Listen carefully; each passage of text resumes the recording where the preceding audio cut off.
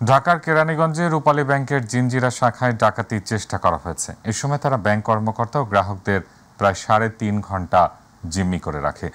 পরে যৌথ বাহিনীর তৎপরতায় 3 ডাকাতকে আত্মসমর্পণে বাধ্য করা হয়। বৃহস্পতিবার বিকেল 5:30টার দিকে ডাকাতদের ব্যাংক থেকে আটক করে একটি সাদা মাইক্রোবাসে করে নিয়ে যাওয়া হয়। এর আগে দুপুর 2টার দিকে ডাকাতরা ওই ব্যাংকে হানা দেয়। খবর পেয়ে সেনাবাহিনী, পুলিশ, র্যাব সহ আইন শৃঙ্খলা রক্ষাকারী বাহিনীর সদস্যরা ব্যাংকটির আশপাশের এলাকা ঘিরে রাখে। প্রতিনিধির পাঠানো তথ্যচিত্রে আরো জানাচ্ছেন ইলিয়াস কমল।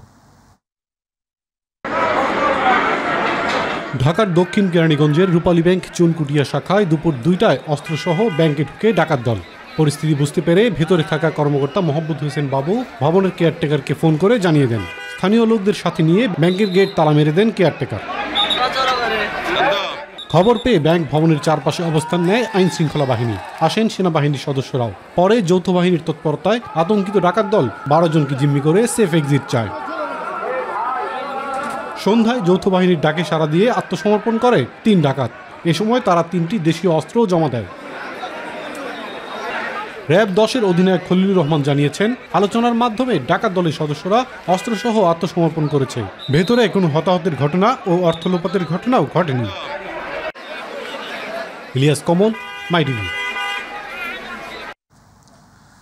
দেশ এবং দলের বিরুদ্ধে ষড়যন্ত্র অব্যাহত আছে জানিয়ে আগামী নির্বাচনের পুলসিরাত পার হতে জনগণের সমর্থন আদায়ে তাদের মনোভাব বুঝে কাজ করার জন্য নেতাকর্মীদের আহ্বান জানিয়েছেন বিএনপির ভারপ্রাপ্ত চেয়ারম্যান তারেক রহমান।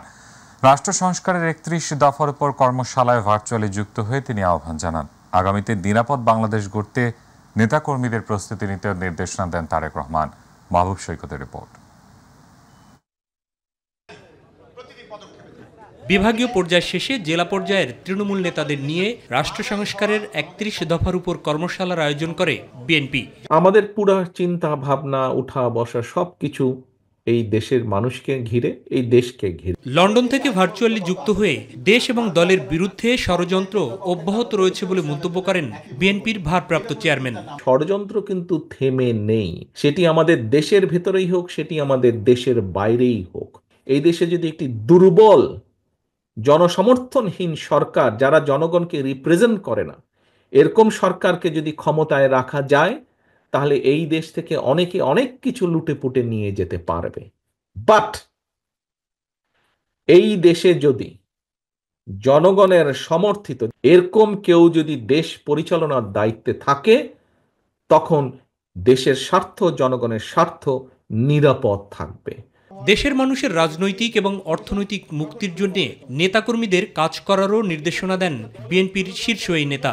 5 তারিখের আগে পর্যন্ত আমাদের সংগ্রাম ছিল স্বৈরাচারের পতন, স্বৈরাচারকে সরিয়ে দেওয়া, স্বৈরাচারকে ফেলে দেওয়া। এখন সংগ্রাম দেশের স্বাধীনতা রক্ষার সংগ্রাম, সার্বভৌমত্ব রক্ষার সংগ্রাম, একই সাথে দেশ গড়ার সংগ্রাম শুরু হয়েছে। এই দেশের মানুষের রাজনৈতিক অধিকার, রাজনৈতিকভাবে দেশের মানুষকে অধিকার ফিরিয়ে দেওয়া, একই সাথে এই দেশের মানুষের অর্থনৈতিক ভিত্তিকে মজবুত করার যে সংগ্রাম, সেই সংগ্রাম শুরু হয়েছে। দেশ পরিচালনার দায়িত্ব নিতে, রায় নিজেদের পক্ষে নিতে জনগণের পাশে থাকারও আহ্বান জানান তারেক রহমান। আমাদেরকে যদি এই নির্বাচনের পুলসিরাত পার হতে হয়, তাহলে যেভাবেই হোক জনগণের পিছে আমাদেরকে থাকতে হবে, জনগণকে সাথে রাখতে হবে, জনগণের সাথে আমাদেরকে থাকতে হবে। কর্মশালায় পৃথকভাবে মুন্সিগঞ্জ, মানিকগঞ্জ এবং নরসিংদীর তৃণমূল নেতারা অংশ নেন। আপনার দলের পক্ষে সমর্থন নেওয়ার জন্য আপনাকে জনগণের পিছে বনবন বনবন বনবন করে ঘুরতে হবে আপনাকে, এছাড়া কোনো উপায় নাই। মাহবুব সৈকত, মাইটিভি, ঢাকা। নির্বাচন নিয়ে প্রধান উপদেষ্টার কাছ থেকে সুনির্দিষ্ট দিনক্ষণ প্রত্যাশা করে দেশের গণতন্ত্রকামী জনগণ, এমন মন্তব্য করেছেন বিএনপির মহাসচিব মির্জা ফখরুল ইসলাম আলমগীর। সংবিধান সংশোধনের জন্য সংসদই হচ্ছে একমাত্র ফোরাম, এমন দাবি করে স্থায়ী কমিটির সদস্য সালাউদ্দিন আহমেদ বলেছেন, পঞ্চদশ সংশোধনী ফিরিয়ে আনার রায় স্বাগত জানায় বিএনপি। গুলশানে দলের চেয়ারপারসনের কার্যালয়ের সংবাদ সম্মেলনে বিএনপি নেতারা এসব কথা বলেন। ইউসুফ আলীর রিপোর্ট।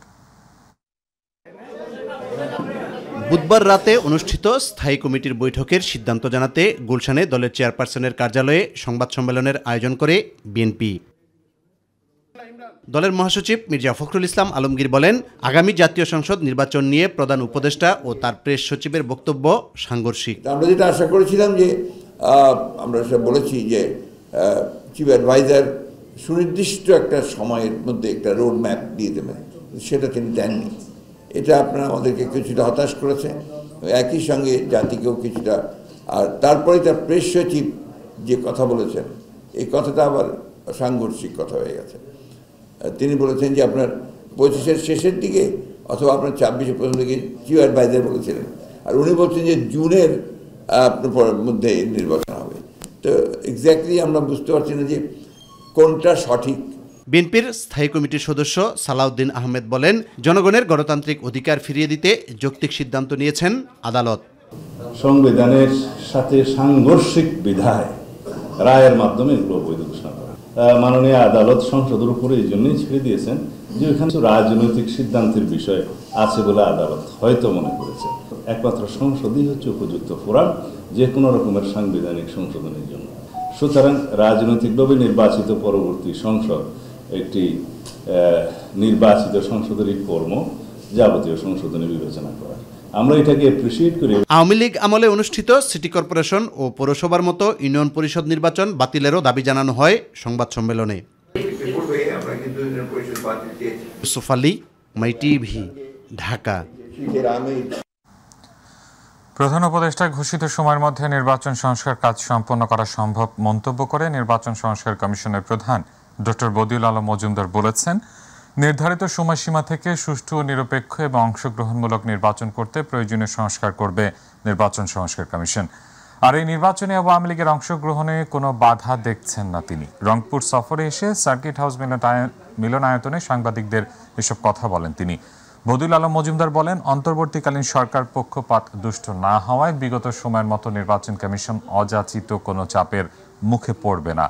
আগামী নির্বাচনে ইভিএম এর ব্যবহার থাকছে না বলেও জানান তিনি। এ সময় উপস্থিত ছিলেন রংপুর জেলা সুজনের সভাপতি বীর মুক্তিযোদ্ধা আকবর হোসেন, মহানগর সুজনের সভাপতি অধ্যক্ষ খন্দকার ফখরুল আনাম বেঞ্জু, আঞ্চলিক সমন্বয়ক রাজেশ দে সহ অন্যরা। দায়িত্ব পালন করতে পারবে নির্বাচনী কর্মকর্তারা স্বাধীনভাবে নিরপেক্ষভাবে দায়িত্ব পালন করতে পারবে। আওয়ামী লীগের ব্যাপার আমরা চাই যে একটা অন্তর্ভুক্তমূলক নির্বাচন সব দলের, অবশ্যই যারা নির্বাচনের জন্য তারা প্রস্তুত হয়ে নির্বাচনে অংশগ্রহণ করতে পারবে এবং কোন রকম বাধা বিপত্তি তাদেরকে দেওয়া হবে না, তাদের জন্য বাধা সৃষ্টি করা হবে না, সেরকম আমরা একটা নির্বাচন চাই এবং আমি আশা করি যে সব দলই এই নির্বাচনে অংশগ্রহণ করবে। জুলাই আগস্টে আন্দোলন চলাকালে সাবেক প্রধানমন্ত্রী শেখ হাসিনার নির্দেশে ইন্টারনেট বন্ধ রাখা হয়েছিল বলে স্বীকারোক্তি দিয়েছেন সাবেক আইসিটি প্রতিমন্ত্রী জুনায়েদ আহমেদ পলক। ট্রাইব্যুনালের তদন্ত সংস্থার জিজ্ঞাসাবাদে পলক এ স্বীকারোক্তি দিয়েছেন বলে জানান চিফ প্রসিকিউটর মোহাম্মদ তাজুল ইসলাম। তিনি জানান, মানবতা বিরোধী অপরাধের অভিযোগে দায়ের করা মামলায় সাবেক পুলিশ প্রধান চৌধুরী আব্দুল্লাহ আল মামুন সহ ৮ কর্মকর্তার বিরুদ্ধে ২ মাসের মধ্যে তদন্ত শেষ করতে নির্দেশ দিয়েছেন ট্রাইব্যুনাল। আরও জানাচ্ছেন রাকিব হাসান। জুলাই আগস্টের গণহত্যার ঘটনায় মানবতা বিরোধী অপরাধের অভিযোগে দায়ের করা মামলায় সকালে আন্তর্জাতিক অপরাধ ট্রাইব্যুনালে হাজির করা হয় সাবেক পুলিশ প্রধান চৌধুরী আব্দুল্লাহ আল মামুন, এমটিএমসির সাবেক মহাপরিচালক মেজর জেনারেল অবসরপ্রাপ্ত জিয়াউল আহসান সহ ৮ কর্মকর্তাকে। এ সময় ৩ জনকে আলাদাভাবে জিজ্ঞাসাবাদের জন্য ট্রাইব্যুনালের কাছে আবেদন করেন চিফ প্রসিকিউটর তাজুল ইসলাম। আমাদের আজকে 4টা অ্যাপ্লিকেশন ছিল আমাদের দিক থেকে, সেটা 3 জনের ব্যক্তি, 3 জন আসামি আব্দুল আল মামুন, শহীদুল ইসলাম এবং আব্দুল্লাহ আল কাফি, এদেরকে আমরা তদন্ত সংস্থার কাছে জিজ্ঞাসাবাদের জন্য আমরা সময় চেয়েছি।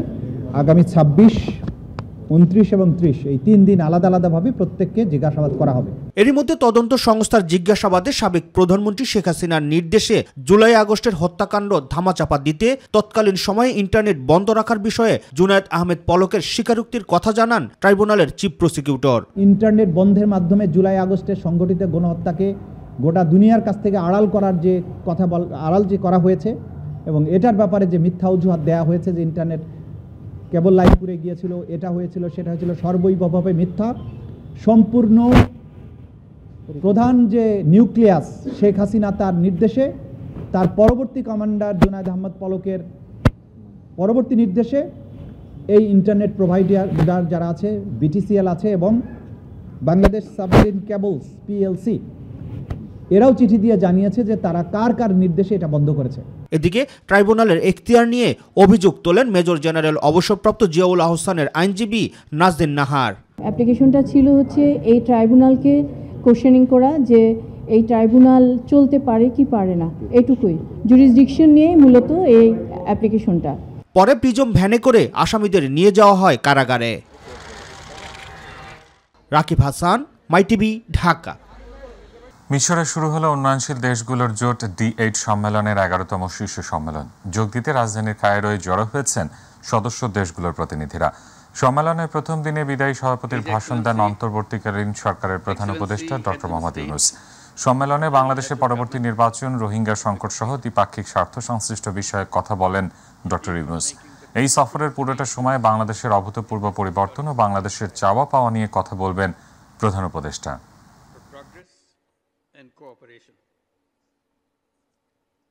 Excellencies, since assumption of D8 chairmanship in April 2021, Bangladesh endeavored to advance D8 all the difficulties. May D8 flourish under Egypt's leadership and help our countries accomplish greater freedom.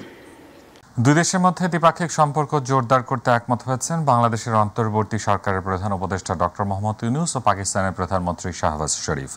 বৃহস্পতিবার কায়রোতে D8 শীর্ষ সম্মেলনের ফাঁকে তাদের মধ্যে দ্বিপাক্ষিক বৈঠকে অনুষ্ঠিত হয়। D8 সম্মেলনে যোগ দিতে বুধবার মিশর যান ডক্টর মোহাম্মদ ইউনূস। সম্মেলনে ডক্টর ইউনূসের সঙ্গে ইরানের প্রেসিডেন্ট মাসুদ পেজেশকিয়ান, তুরস্কের প্রেসিডেন্ট রিসেপ তাইয়েপ এরদোয়ান, ইন্দোনেশিয়ার প্রেসিডেন্ট প্রাবোও সুবিয়ান্তো, পাকিস্তানের প্রধানমন্ত্রী শাহবাজ শরীফ এবং মিশরের president Abdel Fattah al CC উপস্থিত রয়েছে।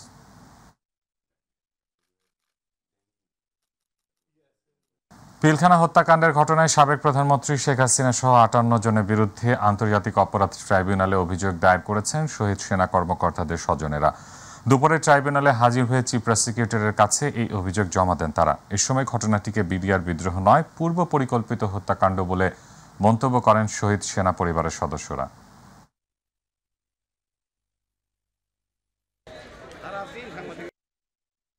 57 জন সেনা অফিসারের উপরে যে বর্বরচিত হত্যাকাণ্ড চালানো হয়েছে তা মানবতা বিরোধী অপরাধ এবং একই সাথে গণহত্যার সাথে আমরা সামঞ্জস্যতা পেয়েছি।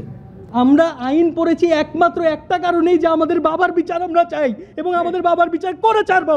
আর ওদের ষড়যন্ত্রে আমার বাবা এবং মা এবং বাকি সব অফিসার এটা শিকার, হত্যার শিকার। আমি জানি না আমার হাজবেন্ডের লাশটা কোথায় গেল এবং কি করা হলো তার লাশের সাথে।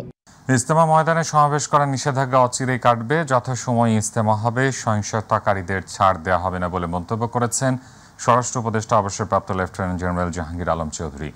দুপুরে মুন্সিগঞ্জের আইন শৃঙ্খলার সার্বিক পরিস্থিতি নিয়ে কর্মকর্তাদের সাথে মতবিনিময় শেষে সাংবাদিকদের প্রশ্নের উত্তরে এসব কথা বলেন তিনি। এদিকে টঙ্গীর ইজতেমা ময়দানের আশপাশে 3 কিলোমিটার এলাকায় সভা সমাবেশ নিষিদ্ধের পর থেকে ইজতেমা মাঠ জুড়ে কড়া নিরাপত্তায় রয়েছেন আইন শৃঙ্খলা বাহিনীর সদস্যরা।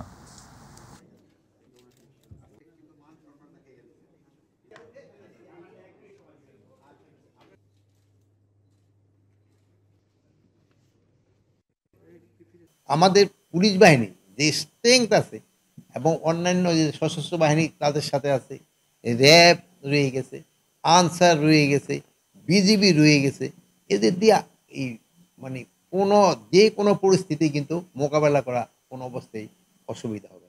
IMF এর $4.7 বিলিয়ন ঋণের চতুর্থ কিস্তি $65 কোটি ফেব্রুয়ারির শেষের দিকে পাবে বাংলাদেশ। বাংলাদেশে এক সপ্তাহের সফর শেষে ঢাকা ছাড়ার প্রাক্কালে সচিবালয়ে এক সংবাদ সম্মেলনে এই কথা জানান IMF এর মিশন প্রধান ক্রিস পাপাজর্জি। বাংলাদেশের বাজারে অব্যাহতভাবে খাদ্যমূল্য বৃদ্ধিতে উদ্বেগ প্রকাশ করেন তিনি। অন্তর্বর্তী সরকারকে দ্রব্যমূল্য কমানোর তাগিদ দিয়ে তিনি বলেন, মূল্যস্ফীতি চাপে বাংলাদেশের অর্থনীতি, এজন্য প্রবৃদ্ধি ও রাজস্ব আদায় কমছে বলেও জানান Chris পাপাজর্জি। Now turning to the economy, real GDP growth is projected to slow to 3.8% in FY25. যানজট নিরসনে আগামী সপ্তাহ থেকে হটস্পটগুলোকে চিহ্নিত করে অভিযান চালাবে সরকার। এছাড়া আগামী 1 মাসের মধ্যে 20 বছরের পুরনো যানবাহন চিহ্নিত করে ড্যাম্পিংয়ের ব্যবস্থা করা হবে। সকালে রাজধানীতে অনুষ্ঠিত এক আলোচনা সভায় কথা জানিয়েছেন সড়ক পরিবহন উপদেষ্টা।